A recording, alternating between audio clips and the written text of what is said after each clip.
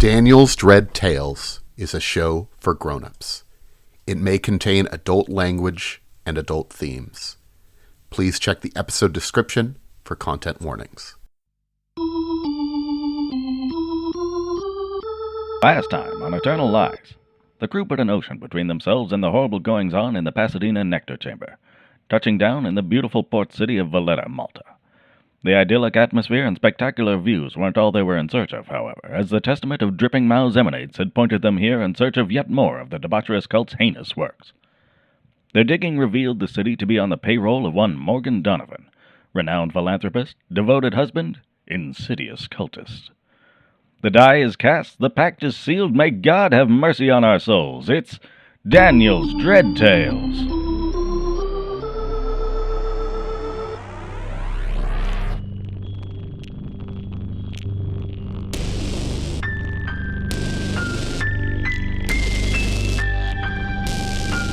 I'm your game master, Daniel Fernandez, he, him. I'm Damien, he, they. I will be playing Reginald Kilworth. I'm Nathan, and I am playing J.B. Falk, a writer. I'm Russell, they, them, and I'll be playing Collin, Kane, Private Eye. I'm Renee, she, they, and I will be playing Dr. Kane Morgan, she, her. Welcome back to another, I guess I don't need to say welcome back. That's what the radio says. So we'll just get into it. All right. So both of your groups, one is over at the warehouse and was checking it out. One was over at the manor house and checking it out. Our investigation's concluded. Is there anything else we wanted to do, or is it time to retire for the night? I believe my exact words were, let's get the fuck out of here, so... Yes, I concur. Yes. Mm-hmm. Spooky gargoyles. Very spooky. So, Team Manor is heading back to the hotel. What about Team Stakeout? Yeah, Reggie's probably heading back to the hotel as well. Okay. Wasn't Collin with you? Yes, and we were out pretty late, so gotta get to sleep sometime. Yeah, you gotta get to sleep sometime. But all of your groups were up pretty late, so what time do you think you wake up? Because you got to bed around, probably 2 or 3-ish. Reg is pretty regimented from being in the military. I think he sleeps in a little bit until, 8 a.m. Okay. I don't think Kay goes to sleep at all. I think she's probably researching German architecture until she just passes out for an hour or two at the desk. Why is she looking at German architecture? German-style gargoyles. Ah. Renee has researched German-style gargoyles in her spare time. Ah, gotcha. They are disturbing. Yeah, right? That makes sense. What about Falk? If you stayed up till 2 or 3, when do you think you're waking up? Probably somewhere in the 10-ish range. Got it. And what about Collin, Kane? Sometime around 8. Okay. And regretting it. Ah, gotcha. So some of you are up later than others. Oh, you all have your own rooms, right? Yes, I think this time maybe we're feeling a bit safer with curtains around. Yes. So, early risers, what do you do while you're waiting for the rest of the gang? Or do you go wake them up? I try so hard to wake up properly. A little bit of calisthenics, try to track down some coffee. The calisthenics is depressing to behold. Is there a dining room where they serve breakfast, or is there a kitchenette situation? What are we looking at here? I think there's not a specific dining room, because I think this is one of the cheaper hotels by the docks. It's not really one of the nicer hotels. But there's a cafe across the street from the hotel. Besides that, there's some coffee in the hotel lobby. Oh, I drink so much of that coffee. Of course you do. You and Kay both. All right. So I think we've established that the plan always is to get together over a meal and make your plan for the day. If there's anything else we want to see with our characters before that, I would love to see if there's anything that you guys are feeling. Jumping jacks where his feet do not leave the ground. Can you really call them jumping jacks then? He does. They're just jacks. Yeah. I do have a little bit of athletics. Maybe I could coach you. No, Collin does not invite other people into this. That is fair. Kay is just watching from near the coffee machine. I assumed he was doing this in his room, but it's hilarious to imagine him doing it in the lobby. Regardless. Okay. I'm there in spirit. Hey, whatever works. Is Kearns invited to the breakfast? I invite him. It's probably best if he knows, like, when we're about to do something dangerous. Because I imagine last time we really caught him off guard with, "Hi, Kearns, we need to leave immediately." Gotcha. Mm-hmm. This way he might know, oh, this is a day where they might need to leave immediately. Yeah. All right. As you get your breakfast, there's a lot of seafood. While the British do technically run the island, there's a bit, very much of an Italian sort of flavor to the foods here, as well as a good amount of local honey. Huh. Honey and fish. Amazing. Well, it's not necessarily the honey and the fish. There's all sorts of stuff that's available. Honey nut salmonos. Sure. But again, beautiful sea breeze, floral scents from lots of different gardens. You hear the bells of ships at sea. Again, very lovely city. You actually see that there's an old couple playing chess outside the little cafe. Get him! A woman makes a joke in Maltese, and both of them are laughing. What are they saying? Yeah, what's the joke? What is the joke? It's some sort of joke about a fish. Not Ugh. quite sure. I think there's a pun in there you didn't quite catch. Mm-hmm. It is a known fact that jokes don't translate. I get bored and turn back to my French toast. All right. So, what's the plan for today? How are we taking down this bastard? Well, we just don't have enough information. So, if I recall, the warehouse is a fortress. Yep. The house is guarded by gargoyles. And guards. Yes. And guards. So either way, this will not be easy. Or perhaps even doable. Well, I hate to say it, but I suppose you or the wife probably leave the house at some point. It's true. What are you getting at, Mr. Kane? Well, y'all ever do a kidnapping? Can't say that I have. Nope, that's a new one for me. Well, I know how they work in theory. Oh, no. So, sounds like you want to go at least examine, keep an eye on the manor, see if you could track down somebody you could grab. Yep. I mean, that's an idea. I think it is technically the best one we have currently. Oh, that's really sad, huh? Hey, all you need to do is come up with any other idea. Can I look at the local newspaper? Is there anything happening in the opera house? No, they're sort of between seasons at the moment. Damn it. While it is true that we have not explored the opera house, that is still an option. Oh yeah, if they're between seasons, does that mean there's nobody in there? There's people rehearsing. Okay. Ew, gross. What? The opera house may be our quietest way to find some information currently. I love quiet. Quiet is a big win in my book. Okay. So your idea is to go look at the opera house and then also maybe try to keep an eye on the manor and see if anybody comes out? That sounds about right, yeah. Okay.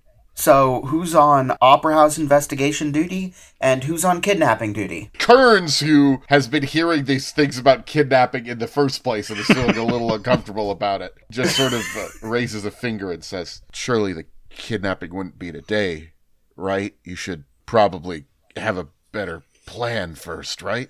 Well, we probably want to plan out their schedule and figure out the best time as well. Oh, Exactly. All right, Okay. so it's who's on investigating the opera house duty and who's on stalking duty. That's not better. I have stealth, I can stalk. Does Kearns have stealth? Kearns does not have stealth. That's all right. We're just joking around, of course, Kearns. It's called plausible deniability. It's a big part of detective work. Yeah, you're definitely kidding. Look, I understand. You gotta do what you gotta do. If you end up hurting a cultist who wants to destroy the world, I don't mind. Kearns is such a real one. Yeah. You're totally gonna kill him, aren't you? Now, at this point, it's too obvious. I gotta go for somebody else. Sounds like Collin and Kay on kidnapping and Reg and JB on opera. I can do Yeah, that. we can make that work. All right, let's check out the Opera House. As you approach the Royal Opera House, you cannot just go in. It is closed. Obviously. If you're a performer, you could go in as they're preparing for the next presentation.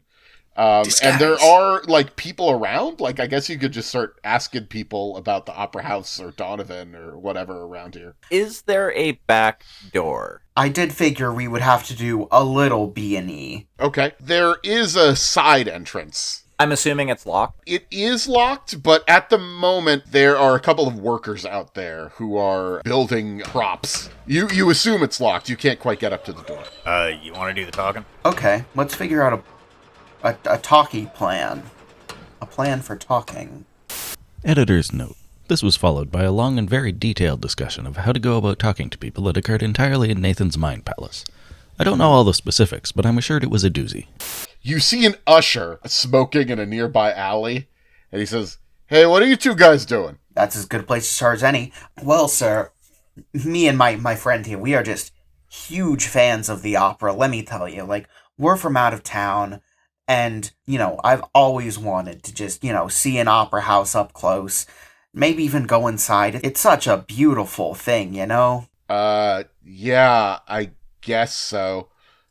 Sorry, the next production's not going to start for a week. Oh, that's just too bad. I don't know if it's a good idea, but I have an idea. Does it involve mugging this guy for a disguise? No, actually, it doesn't involve physical violence at all.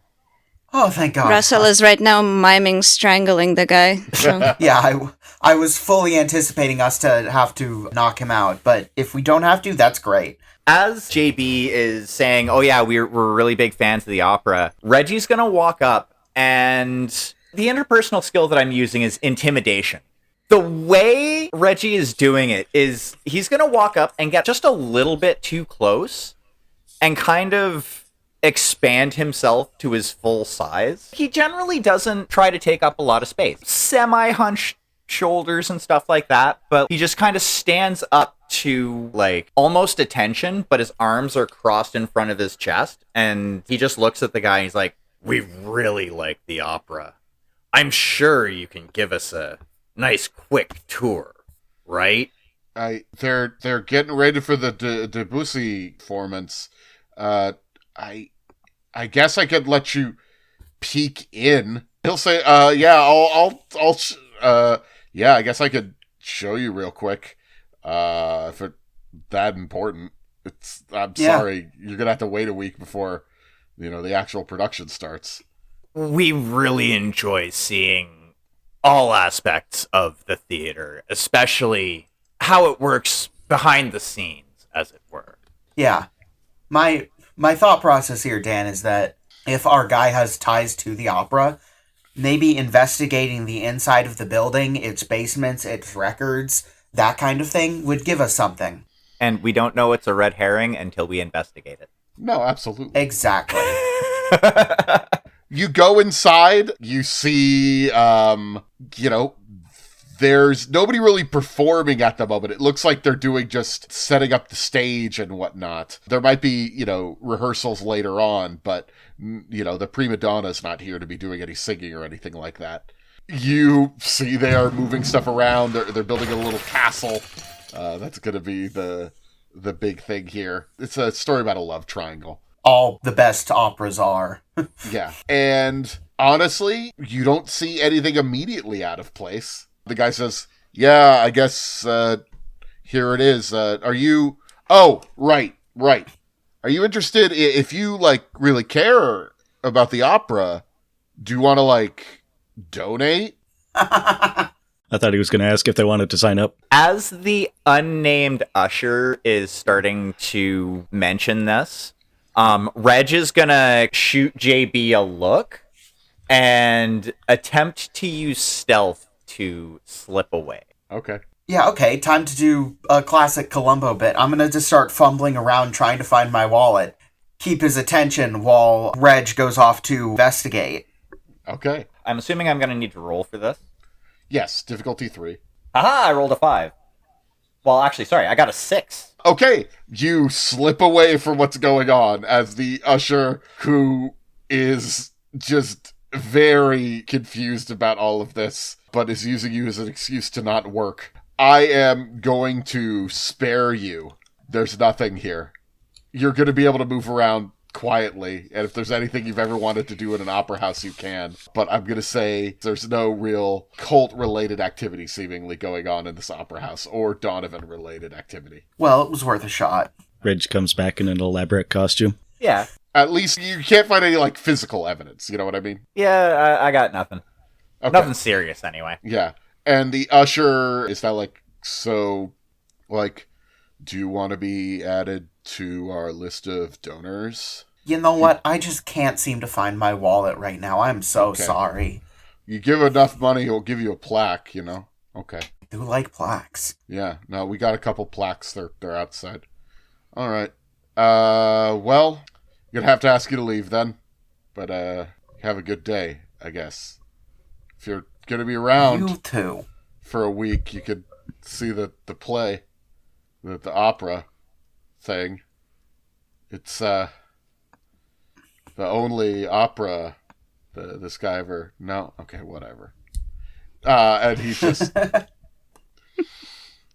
just goes and wanders off after he sees that you guys have left. All right. After that exciting scene, let's go see what's going on by the manor house.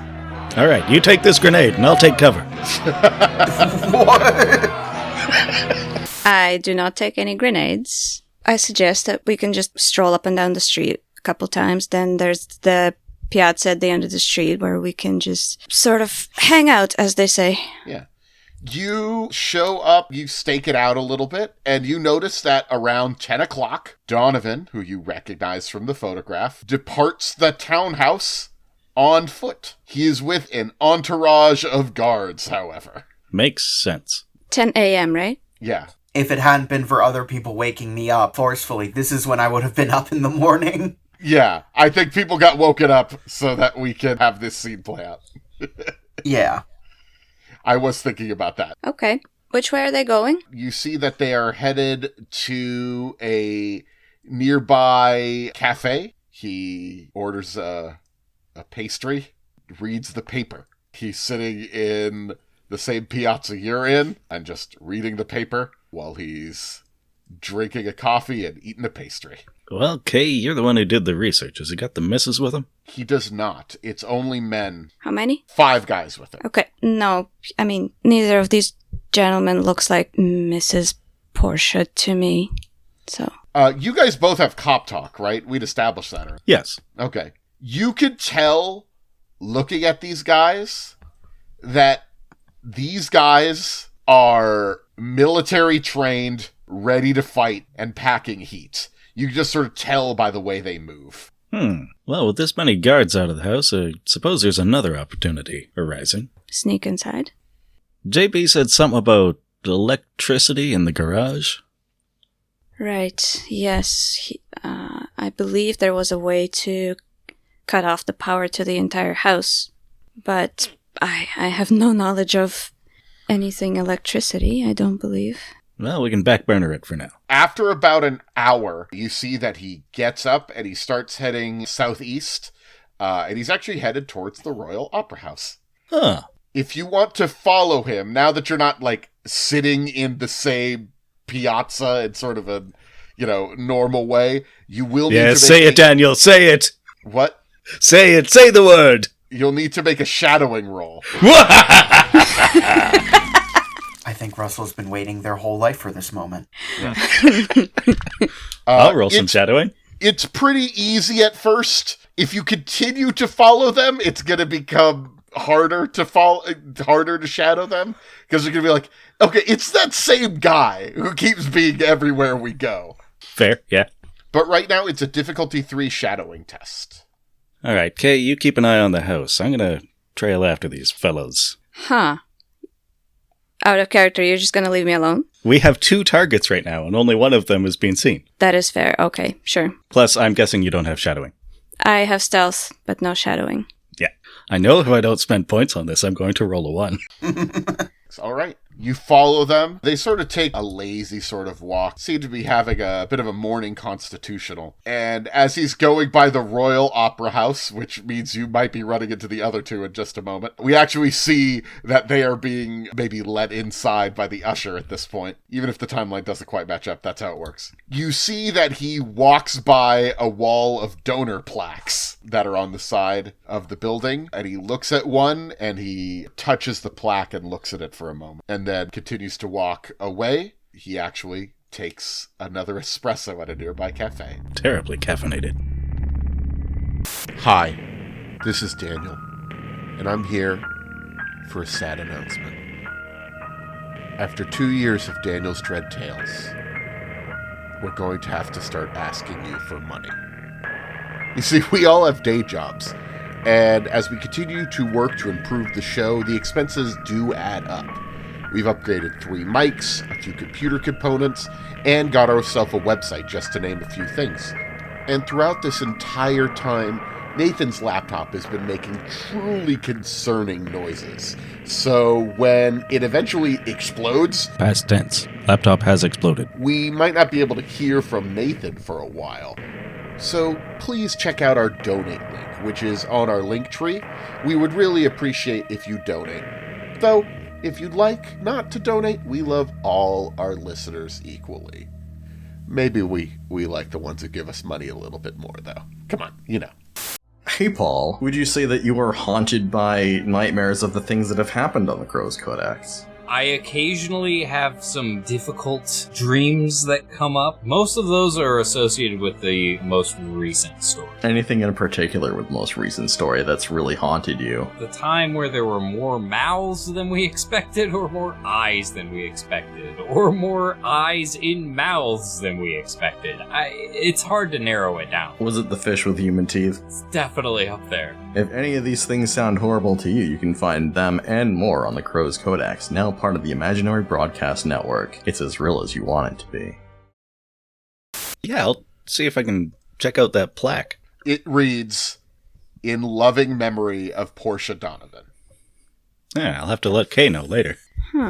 She did. Presumably. That is generally what in loving memory implies, yeah. If I see the other guys, I'll let them know to get Kay, because there's no sense looking out for Portia. Yeah.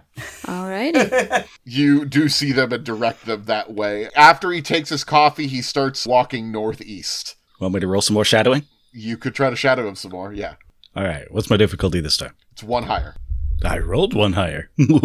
He goes to a private garden cemetery. He unlocks the gate, motions for his entourage to wait outside, which they do, while he goes inside. Oh. He stays for about 15 minutes. You All don't right. say. Are you implying we're going to be doing some grave robbing, Nathan?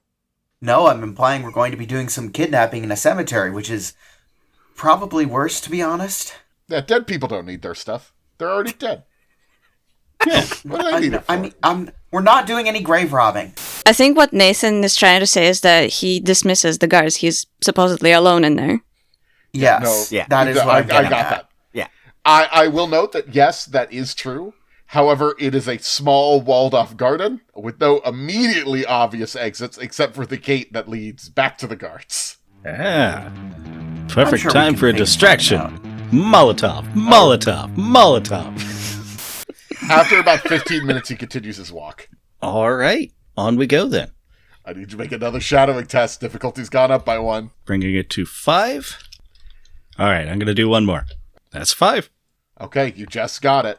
Around 1 o'clock, he reaches Hospital Super Bissima in East Valetta. Graveyard, then the hospital. Sort of Yeah. backwards from how it usually works.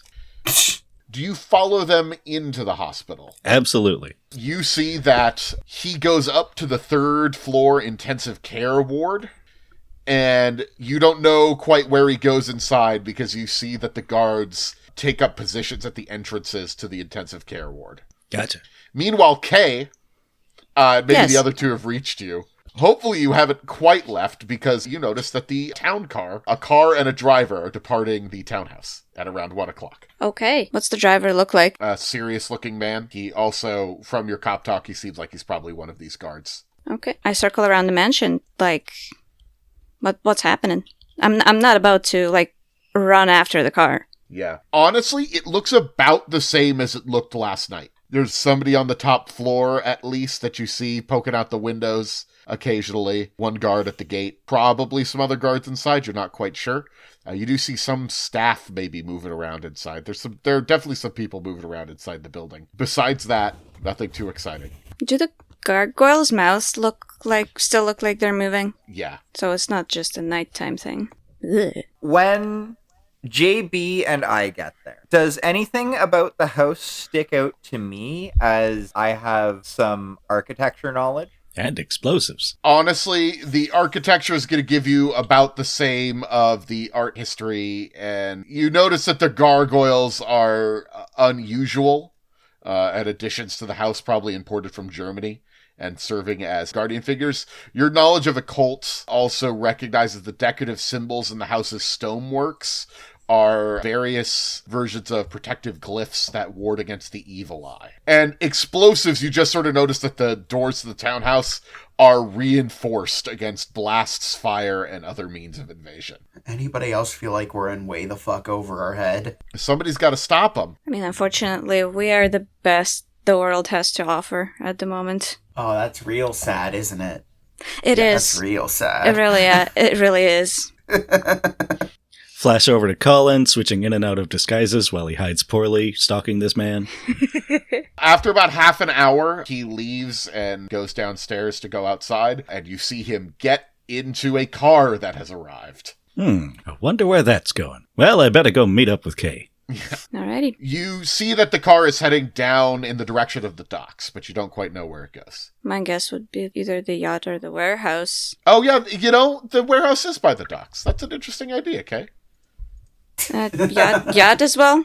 And yachts live in the water. The yacht is actually anchored a little ways offshore. And how do you get to offshore? Through the docks. Or the catacombs. No. How would that Not work? through the catacombs. You know what? It'd Don't be answer real wet, that. I'll tell you that. Okay, how fast can we get to the warehouse from the mansion? Take about an hour. Wow. What if we parkour? You could make me an athletics roll if you would like to get there faster. Just know that that's going to be conspicuous. Especially when Collin falls off a roof and dies. You better not. Please don't. You're kind of useful sometimes. How come we haven't rented a car yet? We have only been in town one night. Yeah, I look at... Have we really not rented a car yet? We probably should get a vehicle. I'll call Kearns up on my cell phone and say, hey, get us a car. Yeah, and he orders you a lift. No.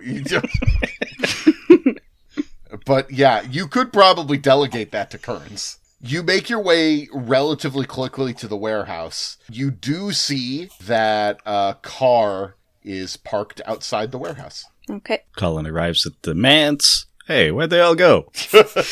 We've met up, right? Yeah. Does the timeline work out that way, GM? We could you guys have met up outside the warehouse. Okay. He's good. there for about 5 hours. Wow. Ooh. All right, then that does give us plenty of time to Burn it down? meet up and confer. Yeah. Then you see that he gets into his car. He is carrying a box with him as he's getting into the car. Wonder what's inside. Probably mouth goo, if I had to guess. Maybe it's a baby mouth. Yeah.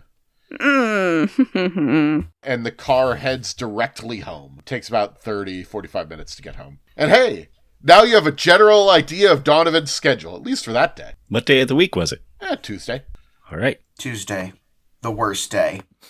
No, that's actually Thursdays. Thursdays are the worst day. That's fair. So, what are you all thinking? Leaves the house at 10 a.m. with a bunch of guards. Heads to a cafe. Has a pastry and a coffee. Goes to the opera house. Pays his respects to his seemingly dead wife. Yes, still very surprised by that. Then he goes to the hospital, to the intensive care wing, and they block the place off for him. Cemetery before that. Yeah. And in the cemetery, He's alone. Alone. But it's not a very workable alone. But it's better than nothing. At 1 p.m., drives over to the warehouse, stays there for around 5 hours, leaves with a box, and goes home. Cool. That's more or less right. And we still have to check out the yacht as well. Right.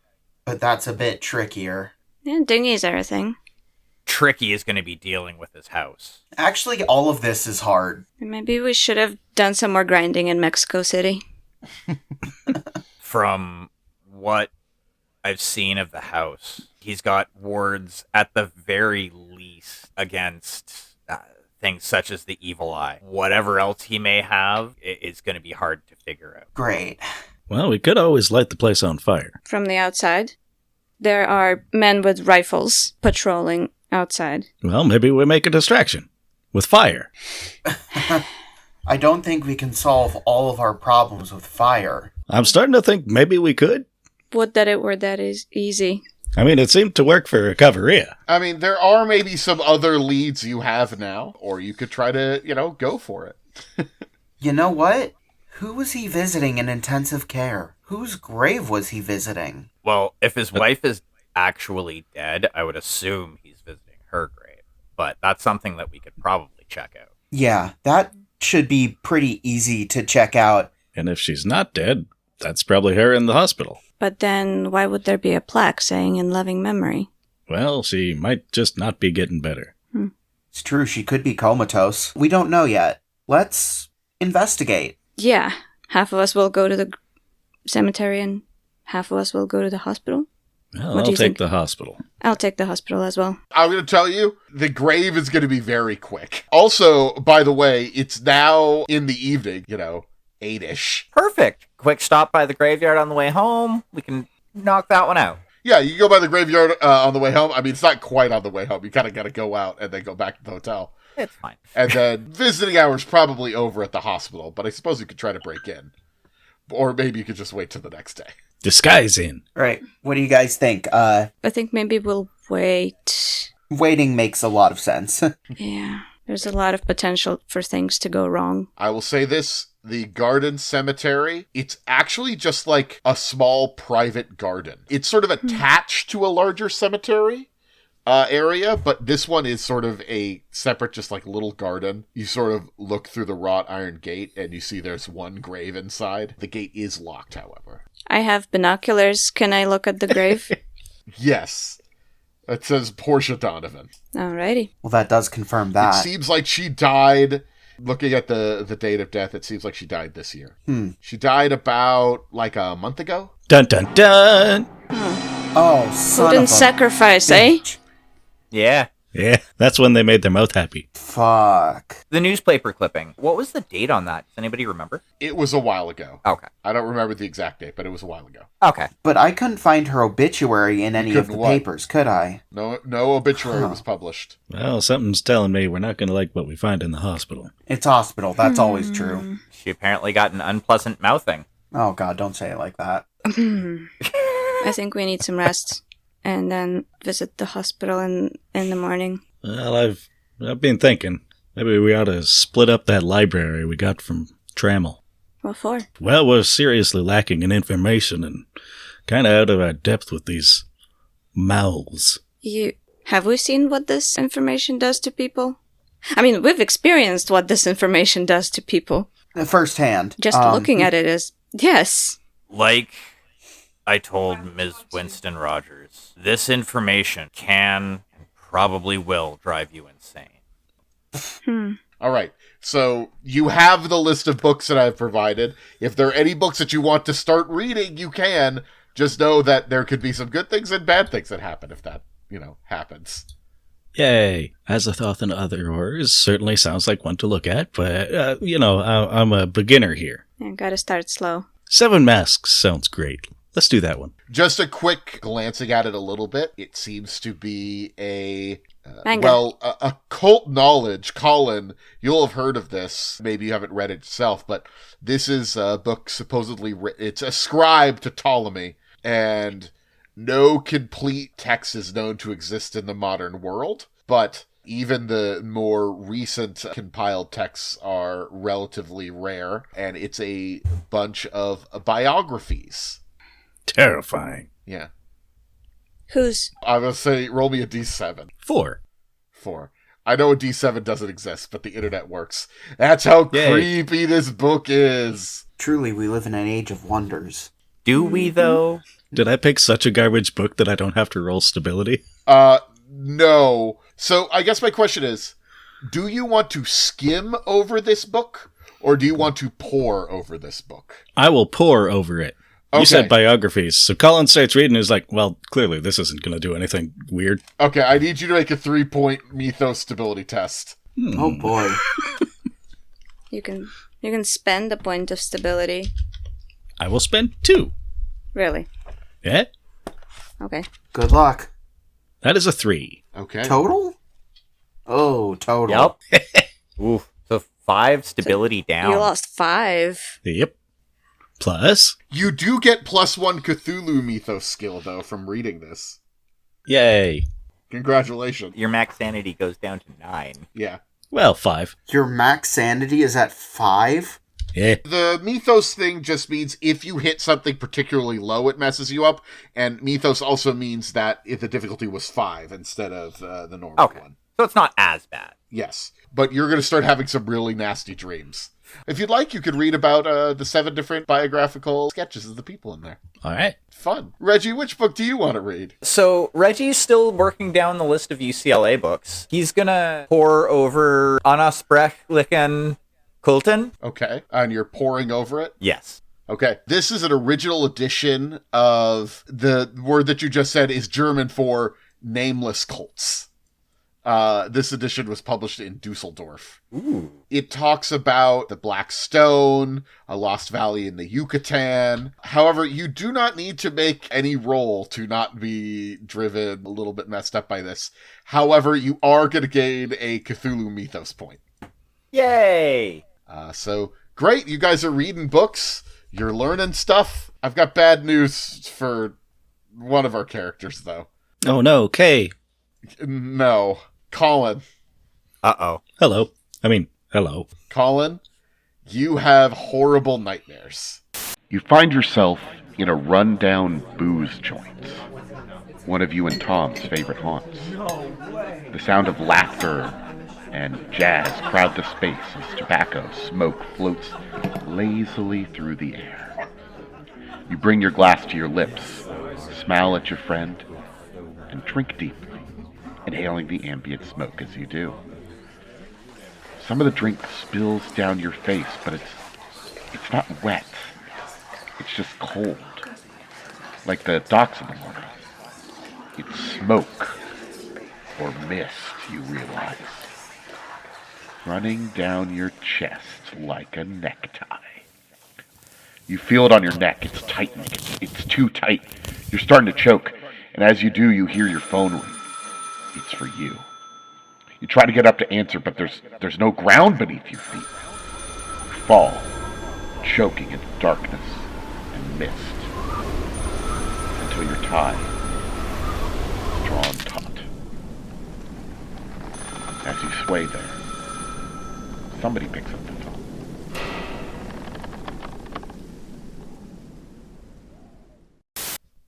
So that's what the two people who are seeking to go mad are doing in the evening. What about our two more sane members? Unless, JB, did you want to read a horrible book? I kind of did, but at this point, it occurs to me that someone's got to keep their head on straight for this crew. Says who? Well, Kay's not reading any horrible books. I will refrain for now. Kay, do you want to read a horrible book? I think I'm going to... Yes. Fuck. I am gonna read your fucking books. Okay. I remember that last time I did not know who Azazoth was, and also the painting was called The Gazer's Perspective. Oh. I think I will Yeah. read The Gaze of Azazoth. Oh boy. Do you want to skim over it, or do you want to go real deep? Skim for now. Skim. Okay. Good. Mm. You know Nothing what? about No. this is good. You know what? No, I think I'll pour. Oh God. I don't think it's Kay's style to skim. Okay. That's how you get tenure. What, skimming? So the book is No, boring. bound in black, and it tells this tale of a nameless or faceless man who is blessed with thrice cursed immortality, who feels creeping doom in his bones. His dreams are slowly filling up with the recurring images of a great and terrible eye which gazes down upon the world. The Already? gnawing eye belongs to the dread amorphity of Azazoth and manifests itself, and its horrible gaze turns upon the last burning days of the twilight. The thing is, the story is mostly about a man who Azazoth gazes at. And as he gazes at the man, everything in the world around the man is destroyed. And the man continues to run and run from this eye, but cannot escape. He's running through different worlds, looks like, by creating a gate, Yes. which allows him to escape to another world. And as you are reading it, you realize you could do it. You could make the gate that it's talking about. What? All I need is goat's blood? We got plenty of those around here. And at the end, he realizes the great truth that if he were to leave the worlds that he is on, they would not be destroyed. If he were to just go to Azazoth, while he would not be doing good, he would save the worlds around him. You have gained 1 point of Cthulhu Mythos and gained the ability to cast Create Hyperspace Gate. Fascinating. Huh. Neat. Yeah. Hyperspace gate creates a gate joining 2 points through hyperspace. The caster must have seen the destination point, if only in a dream, vision, or depiction. This spell requires some sort of drawn, painted, or chalked marks. Using an already created gate costs 1 stability. Okay. So you can create a gate. It takes about an hour to do it. If you know about physics, you could do it a little bit better. I do not know about physics. It costs either 2 stability or 4 health, with increasing amounts depending on how far you're teleporting. Congratulations. Nothing could go wrong with this. Well, how would a magical gateway help us in this situation? Can't imagine. Yeah, it's not like we're trying to break into anywhere. I don't need to do a test? Nothing? Well, so your Cthulhu Mythos skill is going to go up by 1, which means your sanity goes down by 1. And if you were to cast this spell, it's going to be a real test of your stability. I'd imagine I read it, like, into the small hours of the morning. Yeah. We're probably all reading until the small hours of the morning. I'm also letting you, technically rules is written, it should take a little longer to read these books, but I think it's fun to accelerate your ability to read these books. Everybody just has a really fucked up reading night. Except for JB. Except for JB. I think I get out of my room with the book in hands, just sort of clutching it to my chest, and I knock on JB's door. I let you in. What time is it when this happens, do you think, Kay? Like 4, maybe, in the morning.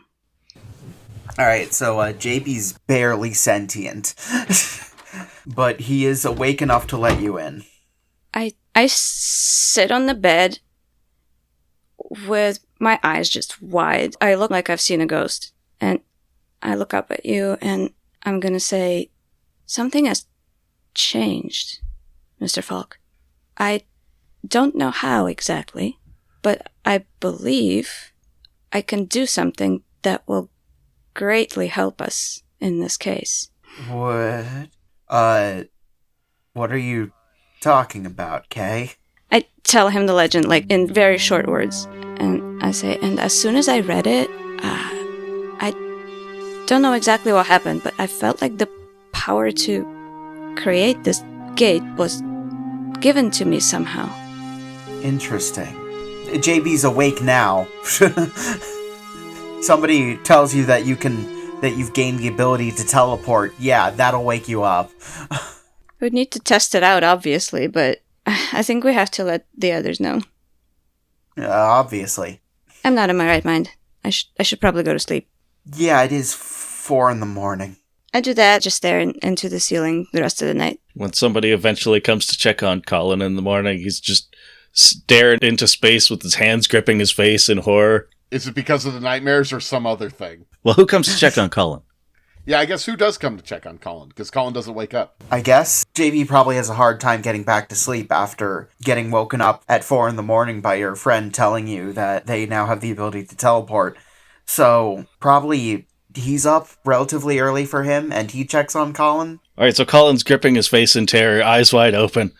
And it doesn't look like he's breathing, and it's kind of disconcerting. Oh, it's very disconcerting. I immediately try to wake up Collin. Collin starts. He's like, I shouldn't have read that book. That was a bad idea. It was a bad book, JB. Don't read the books. Boy, this is going to be an interesting breakfast we're all going to have, isn't it? I think we better check how Reg is doing. Yeah, you don't quite remember your dream. You had a little bit of a dream when you tried to sleep. There was a mist, a crawling mist that was appearing in your dreams. At least it wasn't a mouse. It's just nice to get a break from these things once in a while. Yeah. You know, you remember reading about the crawling mist in the book you read. That's probably it. It's probably nothing. How about you, Reggie? How you doing? Reggie's doing fine. Yeah, you've been reading okay books. It's within his wheelhouse. He's, Yeah. a little less sane than he was, but Yeah, not massively. I think the thing that is noticed the most is when everybody meets downstairs. Reginald's kind of organizing his little messenger bag that he has, and everyone sees another bound book in the bag just kind of tucked away. Oh, you know what? JB, one more thing. Did you go back to sleep after Kay woke you up? Yes, with mixed success. All right.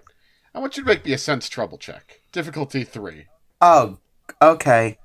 Sure. Great. I will spend a point on it, though. Sense trouble is just one of those ones I don't want to fuck with. That's fair. Okay, that's a 5 total. Yay! Okay. You get the feeling, and you look out your window, and you could swear, no, you're sure there was somebody with binoculars looking at your window on a roof. For a second, you see, it must be an old man, balding, gray hair, gray beard. But then he's gone.